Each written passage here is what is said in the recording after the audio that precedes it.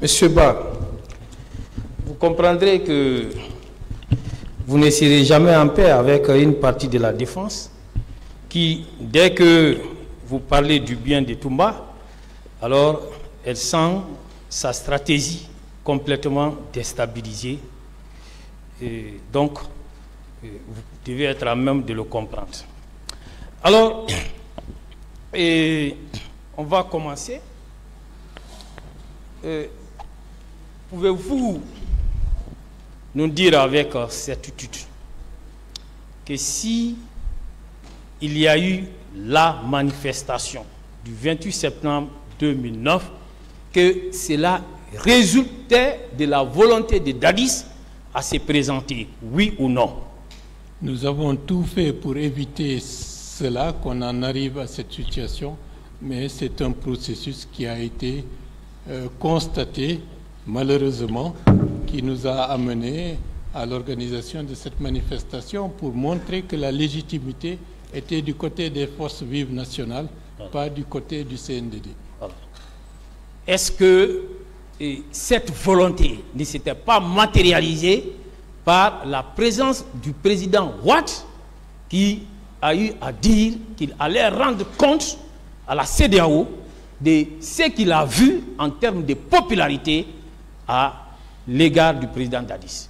Bon, sa responsabilité à ce niveau-là, elle est relative, mais ce qu'il a dit nous a donné l'idée de montrer que la réelle légitimité n'était pas du côté du CNDD, mais du côté du peuple de Guinée. Est-ce que si le président Dadis, au moment où vous aviez projeté cette manifestation, s'il était revenu à de meilleurs sentiments, en faisant une simple déclaration pour dire qu'il renonçait à sa candidature et qu'il revenait à son engagement initial, selon lequel et lui et aucun membre du CNDD ne serait candidat, est-ce que ces événements malheureux, nous les aurons connus? On aurait obtenu gain de cause et à partir de ce moment-là, c'est un autre processus qui allait recommencer. Très bien. Alors, ça veut dire, en d'autres termes, que ces événements, alors, étaient la réplique, la réponse en ce qui concerne l'éventualité d'une candidature du président Dadis. La manifestation aurait pu se dérouler s'il n'y avait pas eu cette tragédie. Peut-être que le processus politique aurait pu continuer sa route autrement, mais ce qui s'est passé le 28 septembre 2009 a occasionné un changement fondamental du tournant politique dans notre pays. Très bien. Et je crois que bien avant le 28 septembre, il y a eu des réunions qui ont rassemblé des leaders politiques, dont entre autres François Lucien Fall, Seydou Dalein Diallo, Mouktar Diallo, Sidia Touré et vous-même. Je vais parler aussi de M. Jean-Marie Doré, feu Jean-Marie. Alors, et au cours de ces réunions, comment êtes-vous parvenu à retenir la date du 28 septembre en dehors de toute autre date? Pourquoi la date du 28 septembre? Comme je vous l'ai dit, l'idée d'organiser un référendum pour commémorer le référendum du 28 septembre 1958, et nous avons pensé que c'était la meilleure façon d'illustrer la légitimité qui était du côté des populations et des forces vives nationales. Et donc, je dois dire, contrairement parfois à ce que j'entends par-ci par-là, le choix de la date, c'est moi qui l'ai proposé. Ah, c'est vous qui avez proposé la date du 28 septembre? Oui, pour les raisons que je vous ai expliquées. Et ici, on nous a fait comprendre que c'est M. Alpha Condé qui aurait proposé cette date. Bon. Ok. Bon, on continue, puisque vous venez de prendre, d'apporter un démenti à cela. Alors, avant la veille même, la veille de la manifestation, il y a M. Sidia qui avait été appelé la nuit par le président Dadis. Est-ce que vous avez été appelé aussi? Pas du tout. Est-ce que vous avez eu vent de la conversation surchauffée entre M. Sidia Touré et M. Dadis, à l'occasion d'ailleurs de laquelle il a menacé sérieusement celui-ci, son procès, deuxième procès verbal d'audition en fait foi? Comme l'entretien d'après M. Touré a eu lieu le lundi 28 septembre à 2 h du matin, il nous a relaté dans le cadre d'une conversation informelle cela chez le doyen Jean-Marie Doré. Donc voilà. Donc ça veut dire que le président Dadis voulait à tout prix empêcher la tenue de cette manifestation. Bon, je pense que peut-être, mais M. Touré était membre des Forces vives, mais il n'était pas dans le cadre du comité d'organisation de la manifestation. Et comme je vous l'ai dit, toutes les décisions importantes, sinon essentielles, se prenaient en Assemblée générale des Forces vives pour éviter de rééditer les va-et-vient qui auraient pu être possibles si un petit nombre pouvait se retrouver en catimini pour changer de décision. Ne vous a-t-il pas rendu compte de son entretien téléphonique? Non, c'est lorsqu'on s'est retrouvé chez le doyen Jean-Marie qu'il a fait part de l'entretien qu'il a eu la nuit. Est-ce que là, vous n'avez pas compris que sa volonté était d'empêcher la tenue de la manifestation projetée? Ce qui prévalait, c'était de dire qu'il faut reporter. Ce n'était pas de ne pas faire, mais reporter la manifestation, alors que déjà la foule était en train de se masser. Et lorsque vous êtes venu, après votre départ du domicile de M. Jean-Marie Doré, lorsque vous êtes venu, vous avez vu M. Colonel Keboro et son dispositif. Est-ce qu'on ne vous a pas dit de reboucher chemin?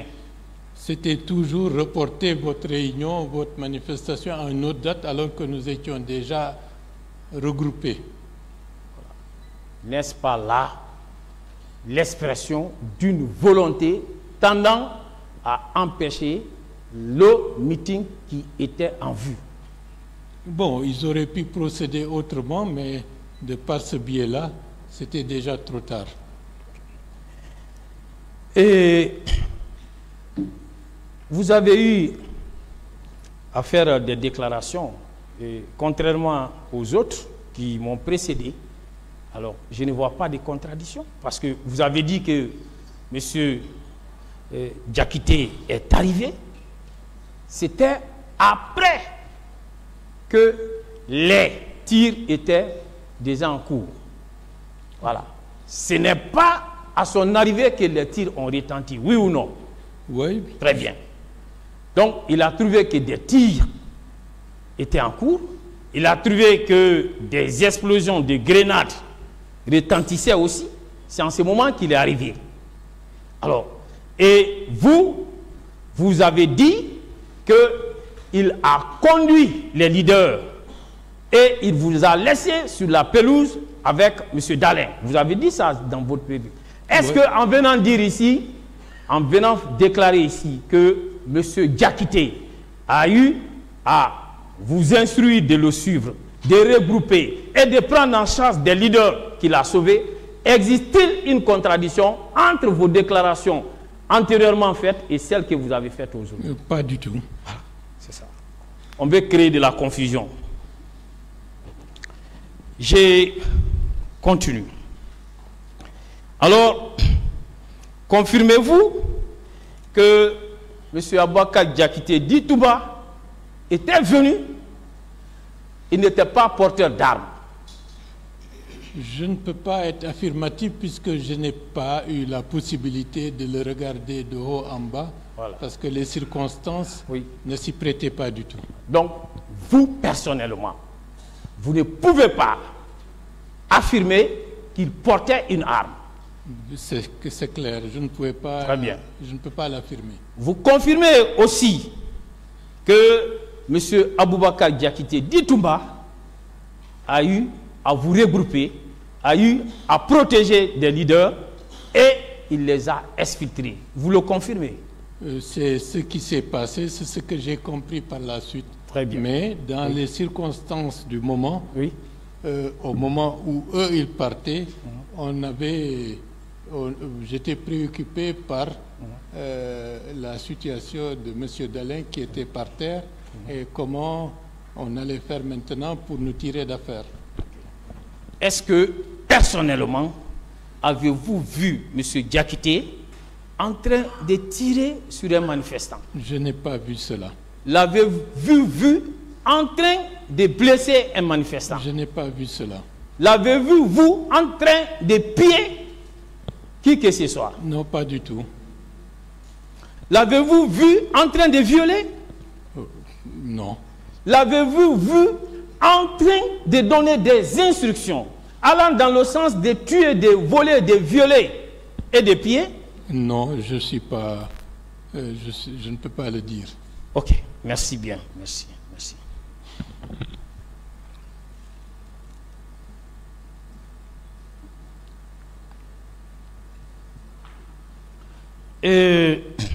Je voudrais savoir, lorsque vous êtes arrivé au niveau de la clinique Ambroise Paré, vous avez dit que 2 militaires étaient intervenus là-bas et menaçaient de faire exploser la clinique au cas où les leaders qui étaient avec vous seraient admis, auraient reçu des soins.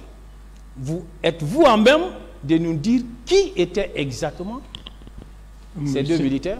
Nous étions 2, Ella Selou et moi-même. Il n'y avait personne d'autre à ce moment-là. Et les militaires qui menaçaient là, vous pouvez les identifier? Je ne peux pas les identifier formellement. Oui. Il y a une silhouette que j'ai décrite comme étant un monsieur avec un t-shirt noir, bien arrêté, qui était le donneur d'ordre, et à côté de lui, un autre qui avait une tenue kaki, mais qui était bardé de ceinture avec des balles et des grenades comme des perles, et qui était à ses côtés. Dans tous les cas, vous êtes formel que les 2 qui menaçaient de faire exploser, parmi ces 2, il n'y avait pas Toumba. Bien entendu, il n'était pas là. Parce que M. Kiboro avait dit ici que M. Aboubakar Diakité Ditumba serait venu avec ses hommes pour faire exploser. C'est pourquoi je pose cette question. Très bien. On continue. Vous, personnellement, vous avez été sauvé avec qui d'autre par M. Kiboro? Bon, on était 3, Ablaye, 3, et c'est son nom, Ella Selou et moi-même. Ok. Et M. Jean-Marie, feu Jean-Marie, paix à son âme, n'était pas avec vous? Non, ils étaient déjà partis dans le convoi que M. Toumba Diakité a amené avec lui. Merci pour la précision, parce que sur ces passages, M. Kiboro avait entretenu de la confusion. Voilà. Et il y a eu des leaders qui ont été indemnisés, qui ont reçu des sommes d'argent. Est-ce que vous faites partie de ces leaders? Je ne fais pas partie de cela, mais bon, c'est a posteriori que j'ai appris qu'il y avait un fonds qui a été versé pour apporter de l'aide aux victimes à travers les structures, la structure du parti. Donc, c'est cela. Okay. Donc, vous, personnellement, n'ayant pas reçu quoi que ce soit en termes d'indemnisation, qu'est-ce que vous demandez devant cette juridiction à titre de dommages et intérêts? Ce que je demande, que notre pays tire les leçons de tout cela pour avancer. Mais je ne peux pas me permettre de demander des dommages et intérêts lorsqu'on fait son devoir vis-à-vis de son pays. Donc vous, c'est le franc symbolique. Vous voulez juste que la vérité soit rétablie. et qui soit mis fin à l'impunité?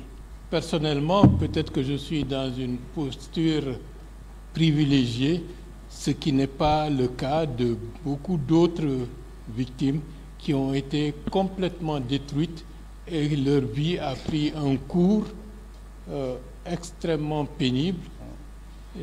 Bon, cela sera dans les compétences et le tribunal pourra apprécier ce qu'il faudra faire à ce moment. Merci. Moi, je ne vais pas vous retenir longtemps. Ce qui m'intéressait, c'est que vous avez pu apporter de la lumière à ces débats. Et je vais terminer par une dernière question. Alors, c'est celle concernant l'attitude du président Dadis.